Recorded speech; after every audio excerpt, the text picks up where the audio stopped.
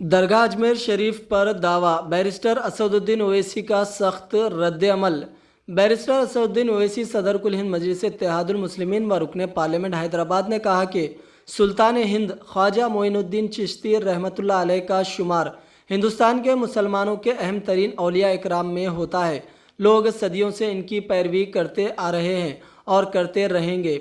इंशाअल्लाह कई बादशाह, महाराजा, शहंशाह आए और चले गए, लेकिन ख्वाजा अजमेरी का शहर आज भी आबाद है। 1991 की इबादत गाहों के कानून में वाज़े तौर पर कहा गया है कि किसी भी इबादत गाह की मजहबी शिनाख्त को तब्दील नहीं किया जा सकता और ना ही इन मुकदमात की अदालत में समाअत होगी। 1991 के एक्ट पर अमल दरामद करना अदालतों का कानूनी फ़र्ज़ है। ये इंतहाई अफसोसनाक है कि हिंदुत्व निज़ाम के एजेंडे को पूरा करने के लिए कानून और आइन को टुकड़े टुकड़े किया जा रहा है और वज़ीर आज़म नरेंद्र मोदी खामोशी से देख रहे हैं। 800 साल से दरगाह है ख्वाजा अजमेरी की। 800 साल उस दौर में मुग़लों ने हुकूमत की, बादशाह अकबर ने वहाँ पर बहुत कुछ तामीर करवाया। फिर मुग़ल ख़त्म हुए, मराठाओं का राज शुरू हुआ। फिर मराठा के बाद उन्होंने अजमेर को 18,000 रुपये में अंग्रेज़ों को बेच दिया। 1911 में क्वीन एलिजाबेथ आई तो वहाँ पानी का हाउस बनवाया।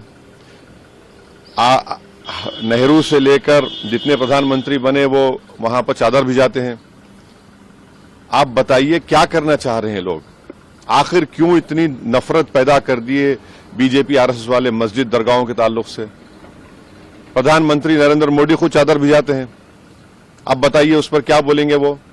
उन्होंने मिनिस्ट्री ऑफ माइनॉरिटी अफेयर्स को पार्टी बनाया तो नरेंद्र मोदी की सरकार उसको बोलेगी कि वो दरगाह है ही नहीं है। प्लेसेस ऑफ वर्शिप एक्ट तो इस्तेमाल ही नहीं हो रहा। लोअर कोर्ट आखिर प्लेसेस ऑफ वर्शिप एक्ट को क्यों नहीं सुन रही है? आप हर जगह पर जाकर बोलेंगे नहीं यहां पर मस्जिद नहीं थी, यहां पर दरगाह नहीं थी, यहां पर कुछ और था, तो फिर कल कोई मुसलमान जाकर कोई बोल दे जाकर के नहीं यहां पर ये नहीं था, यहां पर वो था। कहां रुकेगा फिर ये?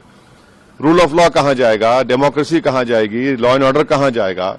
हमने देख लिया संभल में 5 लोगों ने अपनी जान गंवा दी। इतना बड़ा गड़बड़ हो गई, वहां पर वायलेंस हो गया। तो ये तो देश के हित में नहीं है। जो सियासत नरेंद्र मोदी और आरएसएस कर रही है उससे देश कमजोर हो रहा है, उससे भाईचारगी कमजोर हो रही है, रूल ऑफ लॉ कमजोर हो रहा है। अब तो इनको जवाब देना पड़ेगा। ये जितने भी लोग हैं ये डायरेक्टली इनडायरेक्टली इनका ताल्लुक बीजेपी आरएसएस से है, उन्हीं के इशारों पर हरकत कर रहे हैं पूरा ये।